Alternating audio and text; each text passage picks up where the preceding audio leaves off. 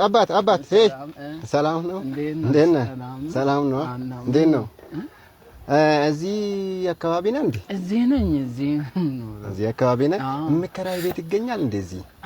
ፈለግ አዎ ቤት ፈልጌ ነው ይሄ ያንተ ነው መኪናው አዎ የኔ ነው እሱን ታውና አለ እንዴ እኔ አሁን ሰው ነኝ እንዴ